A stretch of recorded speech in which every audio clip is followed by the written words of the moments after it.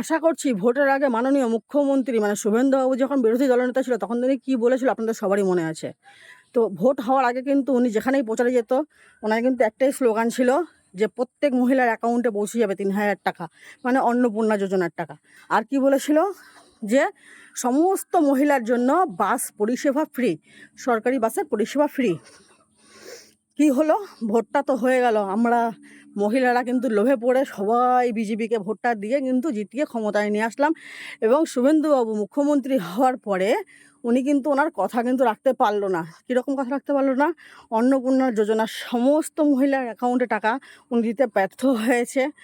বাস পরিষেবা যেটা চলেছে 3 মাস, 3 মাস পরে কিন্তু এখন এটা আগস্ট মাস থেকে বন্ধ হয়ে গেছে।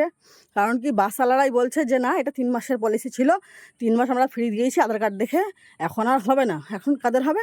যারা পিঙ্ক কার্ড করতে পারবে তাদের হবে, বাকিদের হবে না। তো পিঙ্ক কার্ড আমি কেন করব? আমি হয়তো 6 মাসে 9 মাসে একদিন বাসে চলি, তো আমার দরকার হয় না পিন কার্ডের। তো এই পিঙ্ক কার্ড করার জন্য জানি না সেখানে আবার কত রকম হ্যাপা এরা সৃষ্টি করবে।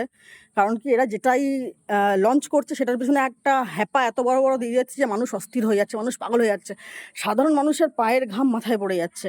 তো শুভেন্দুবাবুর সঙ্গে সঙ্গে এবারে কিন্তু মাননীয় দিলীপ ঘোষ, যাকে আমি অন্তর থেকে খুব বেশি শ্রদ্ধা করতাম, খুব ভালোবাসতাম একজন নেতা হিসাবে, তিনি কিন্তু বলেছে যে এখন কিন্তু পাকা ঘরের জন্য উনি কিন্তু সবাইকে পাকা ঘর, মানে প্রধানমন্ত্রীর যে আবাস যোজনা সেটা দেবে।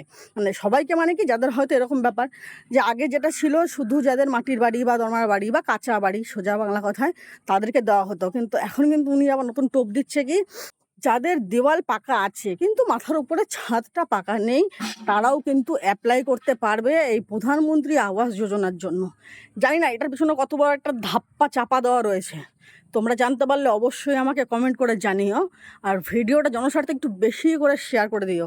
আমার জানা দরকার যে এর পিছনে কার কী মতামত রয়েছে। আর এরকম ইন্টারেস্টিং ধরনের ভিডিও জানার জন্য অবশ্যই আমাকে ফলো করে আমার পাশে থেকো।